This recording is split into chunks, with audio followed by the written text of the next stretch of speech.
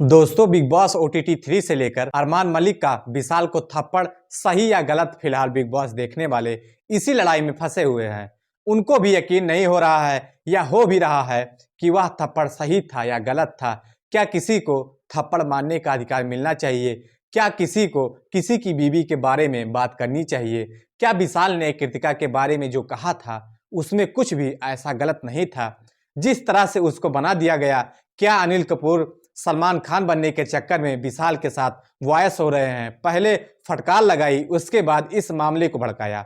क्या big boss एक चुगलीखोर पड़ोसी की तरह हो गए हैं जो बीते साल में मुनव्वर की पर्सनल जिंदगी और इस बार अलग तरीके से लोगों की नाक में दम कर रहे हैं? अगर आप नहीं जानते हो तो हम आपको बता दें कि बिग बॉस OTT सीजन चल रहा है और एक फिजिकल फाइट हुई थी, यानी कि घूसा मारने वाला शो में विशाल पांडे और अरमान मलिक के बीच में जो झगड़ा हुआ है उसका जो कहानी है। तो दोस्तों, गुड मॉर्निंग, नमस्कार, सत श्री अकाल। एक बार फिर से आप तमाम लोगों का स्वागत है स्टोरी बाई क्राइम 100 के इस एपिसोड में।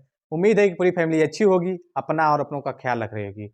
दोस्तों, आज की जो सच्ची घटना है वो बिग बॉस OTT 3 का सीजन चल रहा है, आप लोग देख ही रहे होंगे।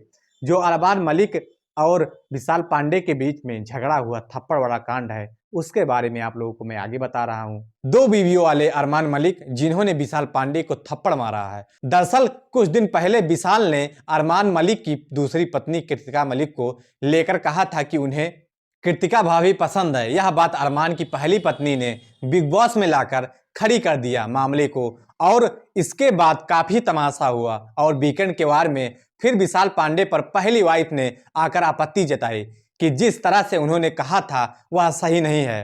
हालांकि विशाल कह रहे थे कि भाई उन्होंने अच्छे सेंस में कहा है, उन्हें कृतिका पसंद है, वो शादीशुदा हैं लेकिन उन्हें पसंद है, वो अच्छी लगती हैं उन्हें और इसमें कुछ गलत नहीं है। लेकिन पायल मलिक ने कहा कि जिस तरह से उन्होंने कहा वो गलत है। एक शादीशुदा औरत जो 2 बच्चों की माँ भी है उसके बारे में यह बातें कहना सही नहीं है। विशाल ने अनिल कपूर के सामने ही कहा कि उन्होंने अलग तरीके से कहा था, उनकी बातों को तोड़ मरोड़ कर पेश किया गया।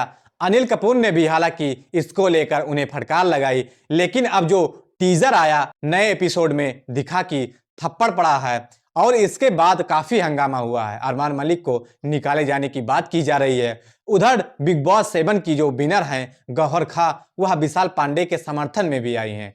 उन्होंने कहा कि भाई मैरिड लोगों को सुंदर बोलना कोई गुनाह तो नहीं है। हालांकि विशाल के फेवर में भी काफी लोग हैं, लेकिन विशाल के फेवर में जो लोग नहीं हैं उनका यह कहना है कि विशाल पांडे का जो नया वीडियो आया है, दूसरा वीडियो जो कल बिग बॉस में जिक्र नहीं हुआ था, उसको देखने के बाद क्या लोग विशाल को सपोर्ट करेंगे, जिसमें विशाल कहते हैं कि भैया जो है बहुत भाग्यशाली है। और यह बातें तब कही जाती हैं जब कृतिका मलिक जिम के कपड़ों में होती हैं।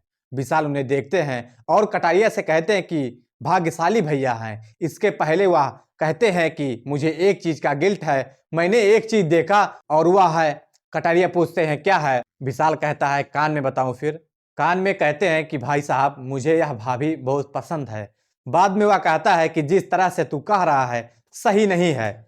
इसी बात को सोशल मीडिया पर उछाला गया था और इसी को लेकर अलग अलग रिएक्शन आ रहे हैं। इसी पर गौहर खां का कहना है कि भाई क्या मैरिज लोगों को कोई पसंद नहीं कर सकते हैं?